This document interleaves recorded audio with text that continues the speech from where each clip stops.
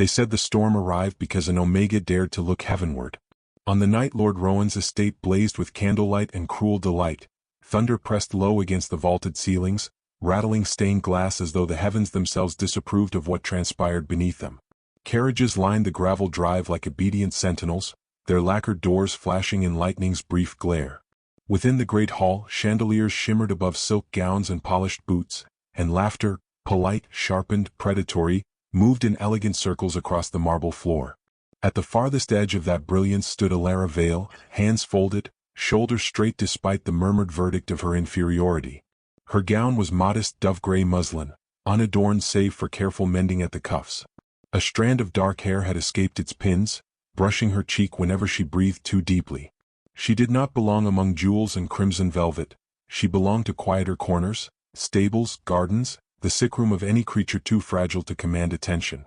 An Omega must remember her station, a lady whispered behind a painted fan. Compassion is not currency here. Elara heard as she always did, and bore it as she always had, without protest, yet not without thought. For in her silence lived a stubborn dignity. She had entered Rowan's household years before as a distant relation fallen on obscure fortune, tolerated out of duty, never embraced. The pack hierarchy, so the aristocracy styled itself in private jest, was no jest to her. Alpha ruled. Omega endured. At the center of the hall stood Lord Rowan himself, tall as the ancestral portraits lining the gallery walls, broad-shouldered in a coat of midnight wool. His expression was sculpted restraint, his dark eyes keen beneath the crystal blaze. He commanded without raising his voice, the air shifted when he did. Widowed young, father to a single son, he had become both shield and spear for his lineage. Society admired him, feared him, obeyed him. Tonight he hosted the winter convocation of neighboring estates, an assembly meant to reaffirm alliances and silence rumor. His young heir, Thomas, stood beside him earlier in miniature formal attire, solemn beyond his 7 years, pale but composed. Elara had noticed the child's unsteady breath even then. She noticed everything that trembled. The orchestra lifted into a waltz. Silk rustled. Perfume mingled with beeswax and distant rain. Elara retreated nearer the columns as though marble might make her invisible. Yet her gaze drifted always to the boy. He swayed. It was slight, easily dismissed by those intent on admiration of their own reflections. But Elara saw the tightening of his jaw, the glaze over bright eyes, the hand that clutched his father's coat not from affection but necessity. Her pulse quickened.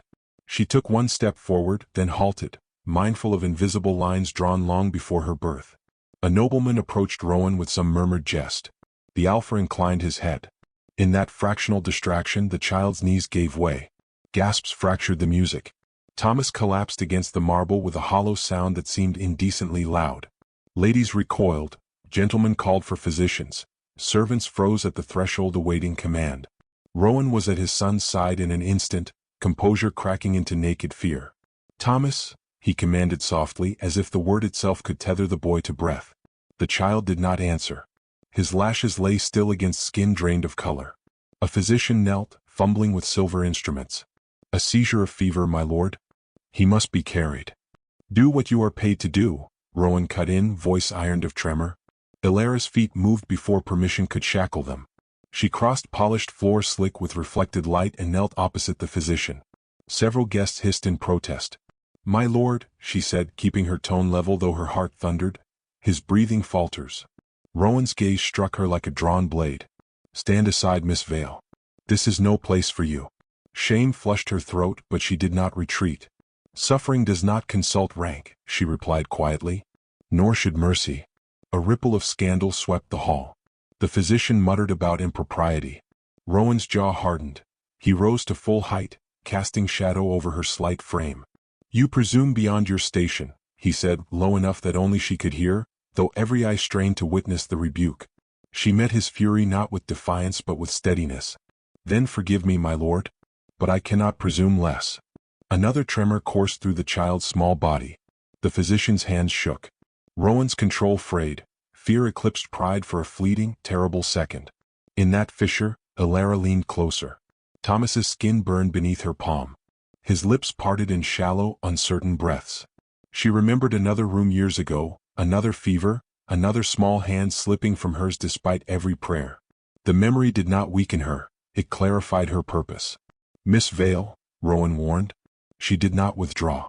Instead, she bent and pressed the gentlest kiss to the child's fevered brow. No spectacle, no plea for witness, only an offering of warmth against chill that had begun to creep toward the boy's temples.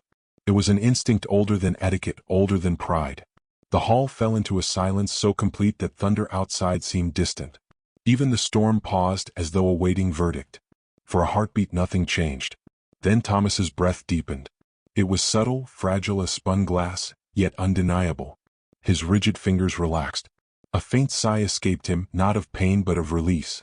The physician blinked in startled confusion, fingers hovering uselessly above instruments now unnecessary. Rowan stared at his son, then at the woman still kneeling before him. Fury warred with awe across his features. The spear he carried ceremonially this evening, a relic of lineage clasped in one hand, slipped from his grasp. It struck marble with a resonant clang that echoed to the rafters. An alpha did not drop his weapon. Murmurs ignited like dry tinder. Some called it coincidence. Others called it witchery. But Rowan did not speak. He watched the rise and fall of his son's chest, steady now as though guided by unseen mercy. Ilara withdrew her hand slowly, as if afraid sudden motion might shatter what had been restored. She did not look at the guests. She looked only at the child, and then, finally, at his father. In his eyes she saw not gratitude, nor yet acceptance, but something far more dangerous: uncertainty. For the first time in years, Lord Rowan stood without certainty of his dominion.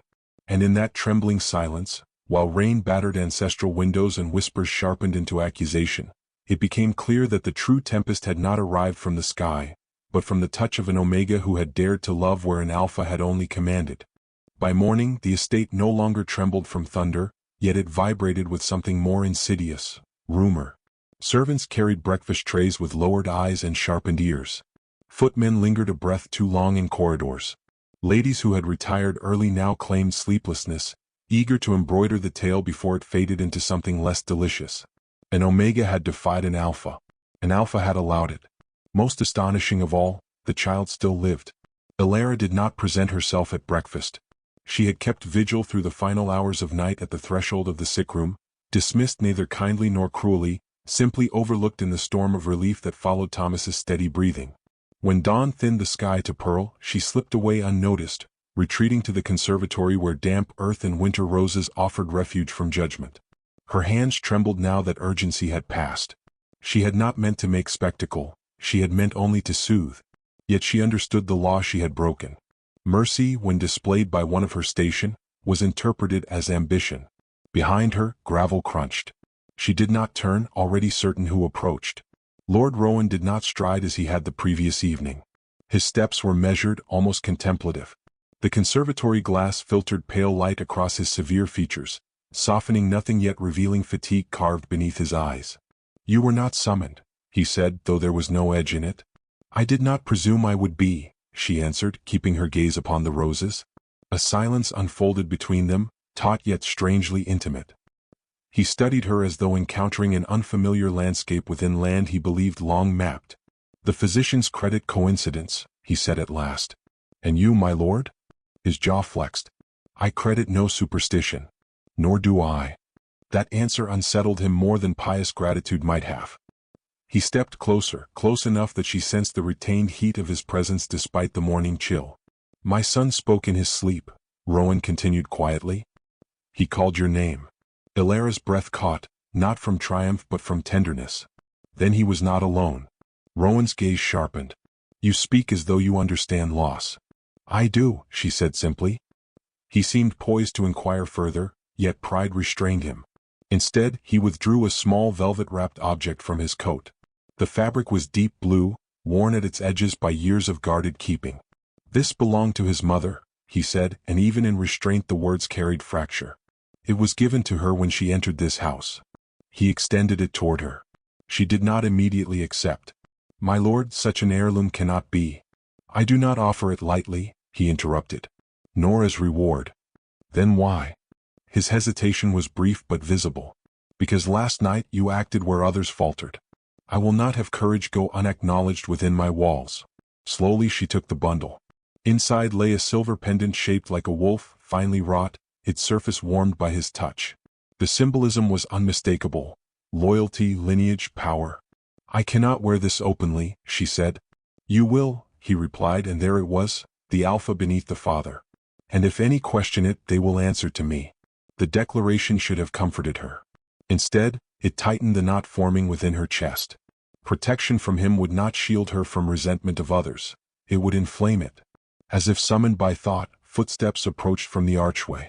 Lady Isolde Marwick entered without announcement, her gown of emerald silk whispering across stone.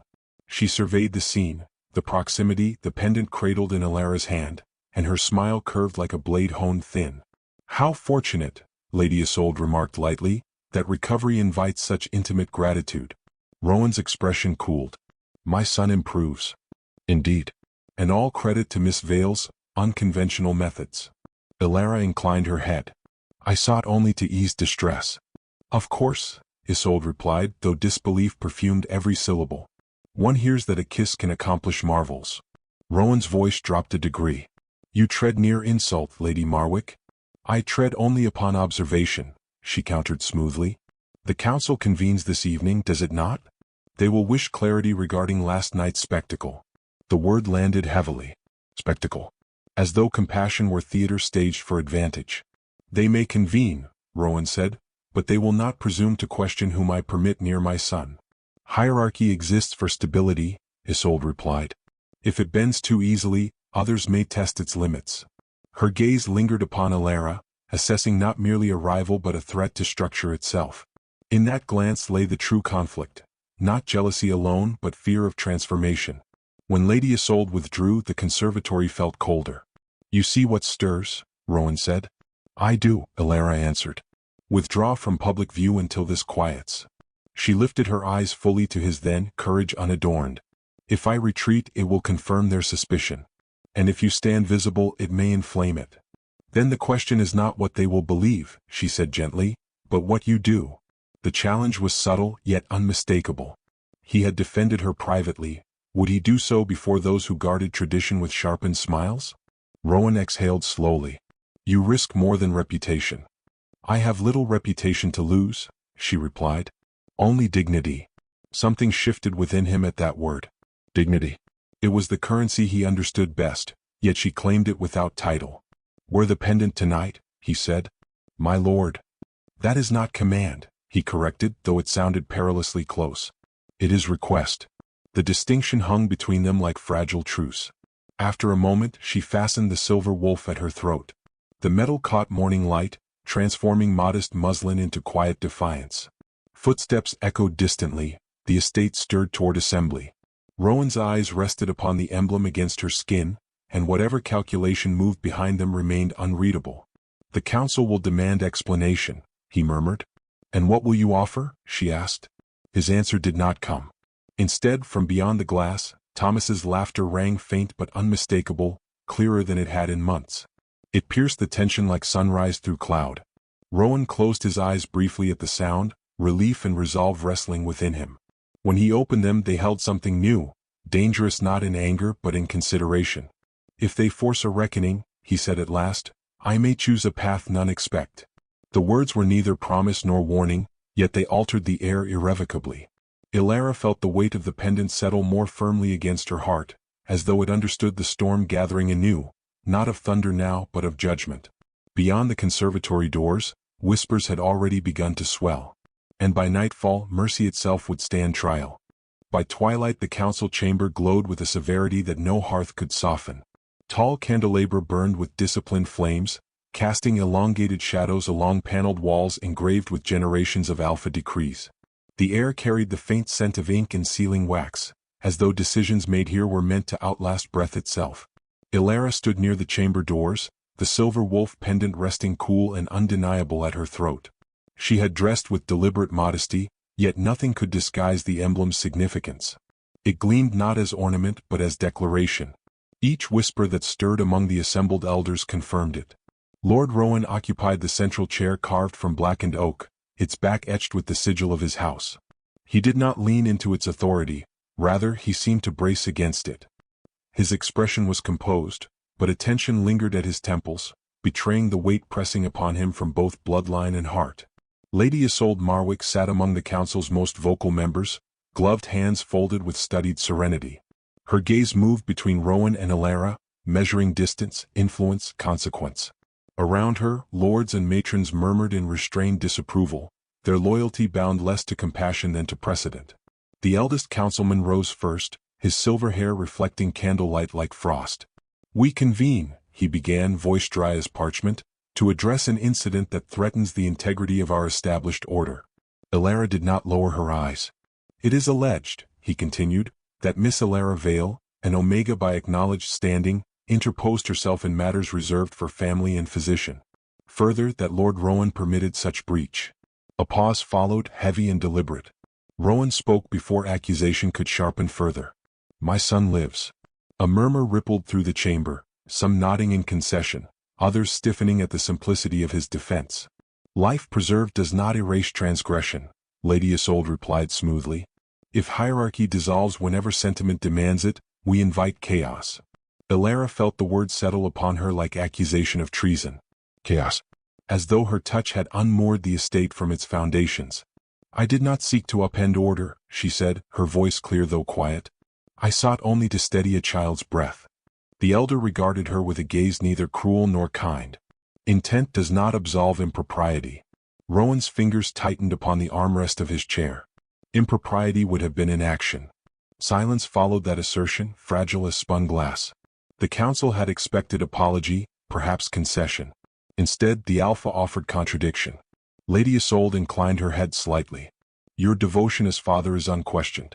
Yet sentiment may cloud judgment. The boy's recovery cannot be conclusively attributed to Miss Vale's gesture." Alara sensed Rowan's restraint fray at the edges. Before he could speak, she stepped forward, each movement deliberate. "You are correct," she said. "I claim no miracle." The chamber stilled at her audacity. "My lord's son suffered fever," she continued. "Fever breaks when it will. I offered comfort, nothing more. If that is offense, I accept its consequence." Her admission unsettled the room more than defiance might have. She neither glorified nor minimized her act. She simply owned it. The elder leaned forward. "And would you repeat such presumption?" Alara met his gaze without tremor. "If a child struggled for breath before me again, I would not measure rank before mercy." The statement landed with quiet force. Rowan's breath shifted, almost imperceptibly, as though something within him recognized an echo of truth long suppressed. Lady Isolde rose then, silk whispering against stone. "There lies the danger. Compassion untethered to structure invites insubordination. Today it is a kiss. Tomorrow it may be counsel unrequested." "Enough," Rowan said, rising at last. The single word reverberated more powerfully than any gavel. Candle flames quivered. "You speak of structure as though it were sacred scripture," he continued, voice controlled yet edged. "Structure exists to protect the vulnerable within our walls. If it fails that purpose, it requires examination." A collective intake of breath followed. To question tradition before the council was to challenge its authority. The elder regarded him carefully. "You tread perilous ground, my lord." "I am aware." His gaze moved then, not to the council, but to Alara. In that look was neither command nor dismissal, but recognition. "My son had not spoken in 3 months," Rowan said quietly, yet the chamber heard every syllable. "Since his mother's passing, silence has been his fortress.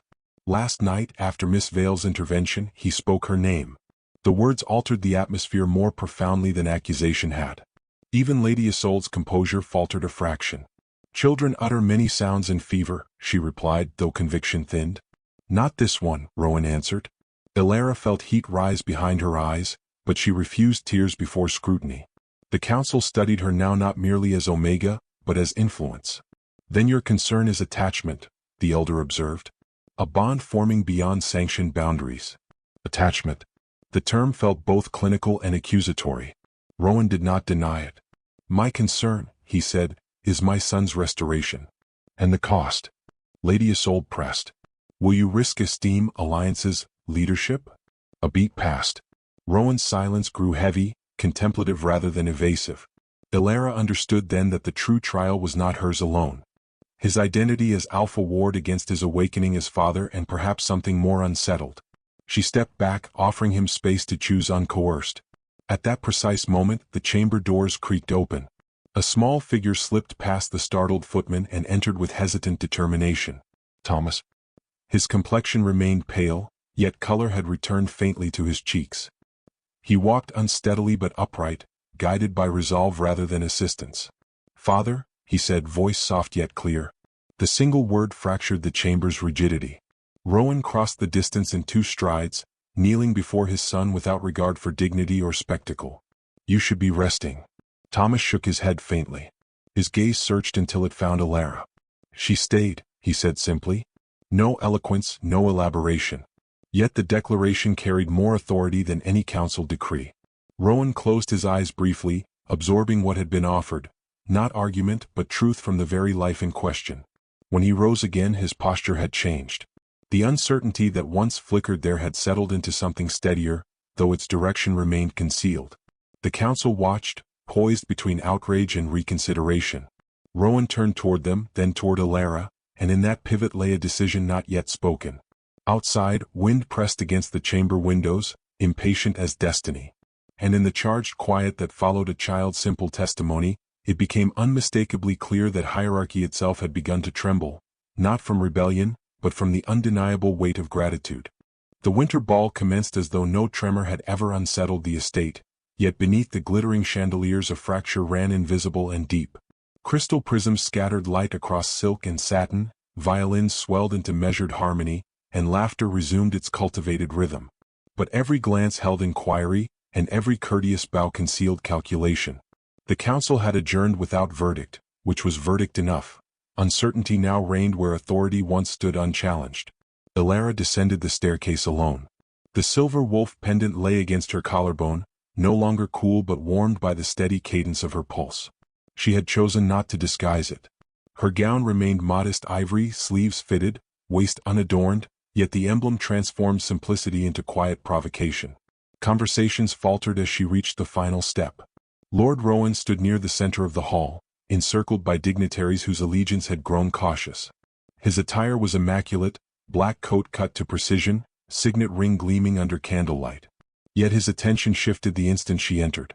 The movement was subtle, almost imperceptible, but those who studied power recognized when it inclined. Lady Isolde approached him first, emerald silk whispering across marble like a warning. "The assembly watches," she murmured. "You may still temper perception with prudence." "Prudence," Rowan replied evenly, "has never restored a child's breath." Her smile thinned. "Nor has sentiment preserved a dynasty." Across the hall, Thomas stood beside his tutor, fragile but upright, his gaze fixed unwaveringly upon Alara. The sight tightened Rowan's expression with something dangerously akin to tenderness. A waltz began, lilting and deceptively serene. Couples formed with ritual grace. Alara remained apart, aware that invitation might be interpreted as defiance. She did not expect what followed. Rowan crossed the distance between them without haste, yet with unmistakable purpose. Murmurs swelled, then hushed. "Miss Vale," he said, extending his gloved hand. Her breath steadied by force of will. "My lord, I would have this dance." The audacity of it stilled even the musicians for a fraction before discipline resumed the melody. Alara placed her hand in his. His grip was firm but not possessive, guiding rather than claiming. As they moved into the waltz, the circle widened instinctively around them. Silk brushed silk. Candlelight gilded the planes of his face and traced the curve of her cheek. Every step felt like traversal of a fault line. "You understand the consequence," she murmured, gaze fixed just beyond his shoulder. "I do. And yet you proceed." "I have proceeded all my life according to expectation," he replied. "Tonight I prefer conviction." The words settled between them, intimate despite the crowd. His hand at her waist was measured, respectful, yet charged with awareness neither had permitted before. At the edge of the floor, Lady Isolde conferred with 2 council members, agitation visible in clipped gestures. The dance became spectacle. Spectacle became challenge. "You risk more than reputation," Alara said softly. "I risk my son's understanding of strength," Rowan answered. "He must know it does not reside solely in command." Her gaze flickered upward, meeting his fully. "Then teach him mercy without dismantling yourself." A faint, almost wry curve touched his mouth. "Perhaps dismantling is required." The music swelled toward crescendo. As the final turn brought them to stillness, applause scattered hesitantly, uncertain whether to celebrate or condemn. Rowan did not release her hand. Instead, he guided her toward the dais where council members now stood rigid in expectation. Thomas watched, wide-eyed but resolute. "My lord," the eldest councilman began, voice edged with warning, "public display will not resolve private impropriety." Rowan ascended the dais without relinquishing Alara's hand. The hall quieted until even breath seemed intrusive. "You convened to judge an act of compassion," he said, projecting without strain. "You sought to determine whether hierarchy was endangered." "It is endangered," Lady Isolde interjected. "You elevate an omega beyond sanctioned bounds." Rowan regarded the assembly, then deliberately removed the signet ring from his finger. Gasps rippled like startled birds. "This ring symbolizes authority granted to me by lineage," he said. "Authority intended to safeguard those within my protection." He turned toward Alara. Candlelight struck the silver wolf at her throat, twin emblems gleaming in confrontation. "If protection forbids gratitude," he continued, "then it is hollow." With measured deliberation, he placed the signet ring into Alara's open palm. The gesture detonated silence. "I do not elevate her beyond station," Rowan declared. "I acknowledge her courage within it. If that acknowledgement threatens your order, then perhaps your order stands upon fragile ground." Lady Isolde's composure fractured. "You would fracture alliances for sentiment?" "I would fracture pride for truth," he replied. The councilman's voice trembled with controlled fury. "You place personal inclination above collective decree." Rowan's gaze did not waver. "I place my son's well-being above your comfort." Thomas stepped forward then, defying his tutor's restraining whisper. "Father," he said clearly, "she makes the house quieter." The simplicity of the statement struck deeper than rhetoric. Murmurs shifted tone, less certain, less unified. Rowan descended from the dais, standing level with the assembly rather than above it. "Strength without tenderness breeds fear," he said. "Fear breeds obedience, not loyalty. I will not raise my heir in fear." Alara felt the weight of the ring against her skin, heavier than ornament, lighter than destiny. She understood the precipice upon which they stood. To accept this gesture publicly would alter not only perception but path. He turned to her, voice lowering though still audible. "Miss Vale, I cannot promise ease. I can promise truth." The hall seemed to contract around them. "You ask much," she whispered. "I ask only that you stand." The request carried neither command nor coercion, only vulnerability laid bare before witnesses accustomed to invulnerability. For a suspended heartbeat she hesitated, aware that acceptance would seal rumor into reality. Then she closed her fingers around the ring and lifted her chin. "I stand," she said. The declaration reverberated more powerfully than applause could have. The musicians faltered entirely now, unable to mask the rupture unfolding. Lady Isolde's voice cut through the charged air. "Then know this, my lord, the council will not ignore defiance." Rowan faced her without retreat. "Then let them decide whether mercy is rebellion." Thunder rolled distantly, echoing the night that had begun this upheaval. Yet this time the storm gathered within walls rather than beyond them. As guests withdrew into whispering clusters and council members conferred in urgent undertones, Rowan extended his arm once more. Alara accepted it not as supplicant, but as equal participant in consequence. Together they stepped from the dais into a hall no longer governed solely by tradition. Behind them, Thomas watched with solemn pride. Ahead of them, judgment waited, inevitable, formidable, and now unavoidable. And in the charged space between defiance and decree, it became unmistakably clear that whatever verdict the council pronounced, the true transformation had already begun. The council's judgment arrived like winter, slow, inexorable, stripping warmth from the room before its presence was fully acknowledged. No formal proclamation was delivered at once. Instead, silence became verdict. Meetings were postponed. Invitations rescinded. Dignitaries who once bowed with ease now offered curt nods or none at all. The estate remained intact, yet its social architecture trembled. Alara sensed the shift most keenly in small things. Servants who once greeted her with habitual courtesy now lowered their eyes and busied their hands. Corridors that once carried soft exchanges of greeting now echoed only with footsteps. She continued her duties, tending the conservatory, overseeing linens for the household, assisting in the care of Thomas, but each task carried invisible scrutiny. The pendant of the silver wolf remained at her throat. Some regarded it as evidence of favor, others as provocation. Neither interpretation granted peace. Rowan navigated the transformation with guarded composure. Publicly he maintained authority, attending council gatherings and managing estate affairs with customary precision. Privately he grew quieter, as though weighing every word before release. When he addressed Alara, it was with respect yet restraint. "You need not endure this alone," he told her one evening in the library where firelight cast long shadows across shelves of leather-bound volumes. She stood near the window, gaze fixed on the garden where frost outlined the roses in fragile geometry. "I chose to act," she replied. "Consequences are part of choice. Consequences need not become exile." "It is not exile," she said softly. "It is observation." He approached but stopped short of intrusion. "The council seeks to reassert its boundaries. They argue that acknowledgement of your deed undermines precedent. Precedent that forbids mercy." Rowan's expression tightened. "Precedent that preserves order." She turned then, meeting his eyes. "Order that cannot accommodate compassion is brittle." The words hung between them. He studied her as though searching for something beyond argument, perhaps understanding, perhaps reassurance. "I cannot shield you from every judgment," he admitted. "But I will not permit false accusation." "Accusation does not require falsehood," she replied. "They believe I overstepped. Because they misunderstand what occurred." Ilara lowered her gaze to the pendant. The silver wolf caught firelight, gleaming with quiet defiance. "Symbols carry weight," she said. "They shape perception." Rowan regarded the emblem. It was given in recognition, not elevation. Recognition itself is elevation in their eyes. He exhaled slowly. "Then we must decide whether their eyes define truth." The question resonated. Ilara had long understood the power of perception.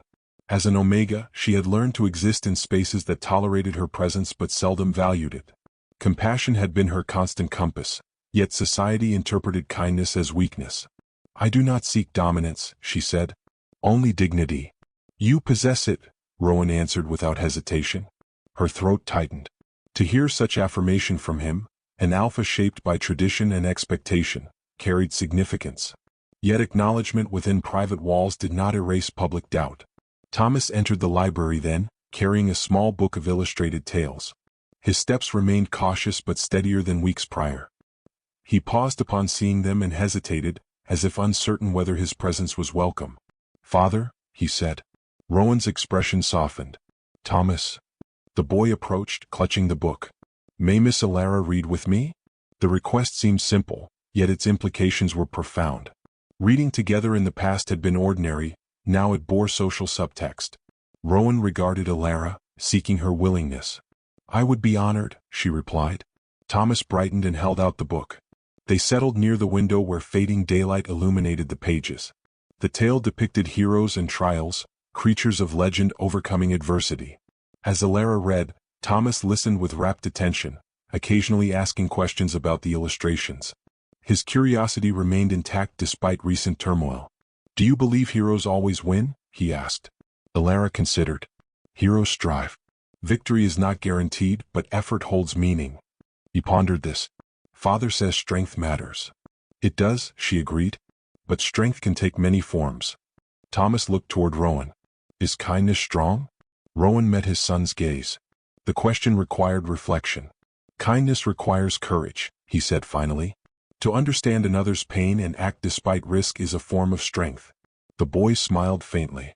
"Then Miss Ilara is strong." The simplicity of the statement struck with quiet force. Ilara glanced at Rowan, uncertain whether he would correct or dismiss the child's conclusion. He did neither. Instead he inclined his head. "She is," he acknowledged.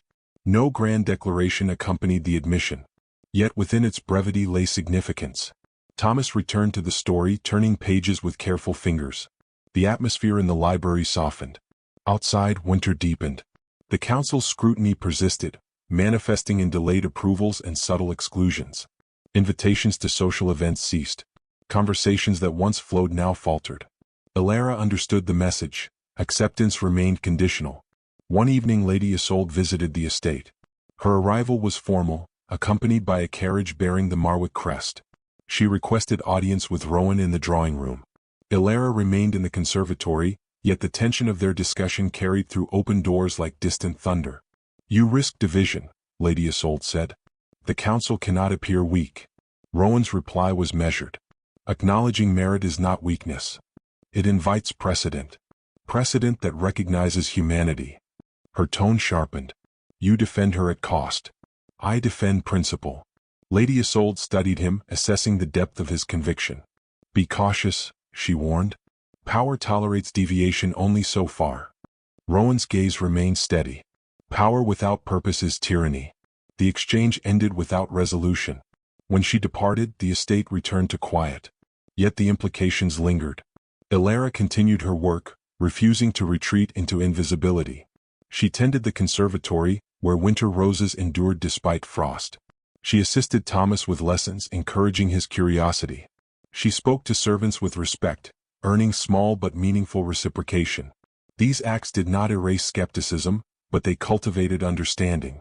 Rowan observed. He noted the ways in which her presence influenced the household, not through domination but through stability. Thomas grew more confident. Servants approached tasks with renewed diligence. Conversations, though cautious, resumed. One night Rowan sought her in the conservatory. Moonlight filtered through glass, casting pale patterns upon the soil. Elara knelt among the roses, trimming damaged stems to encourage growth. "You persist," he said. She looked up. "So do the roses." He joined her, crouching beside the plants. The gesture surprised her. An alpha of his standing rarely knelt and shared labor. "Growth requires pruning," he observed. "Yes," she agreed. "To remove what hinders." He regarded the trimmed stems in her hand. "Some believe you are the hindrance." "And you?"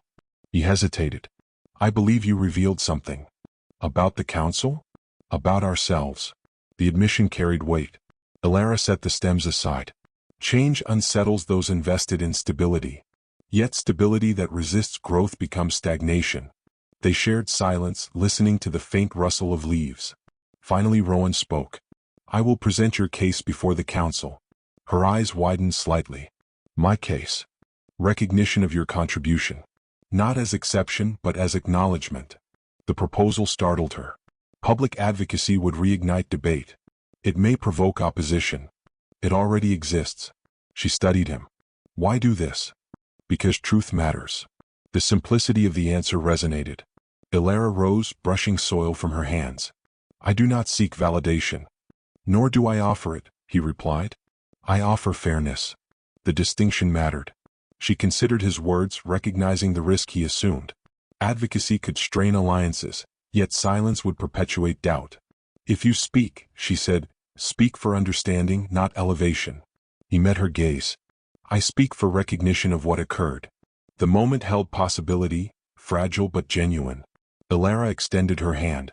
Rowan took it, not as alpha to omega, but as two individuals navigating uncharted ground. Outside the conservatory, winter night remained still. Within, new growth stirred, slow, tentative, yet undeniable. The council's judgment had altered circumstances, but it had not extinguished possibility. In the space between tradition and transformation, choices continued to shape the path ahead. And though uncertainty persisted, so too did the potential for understanding.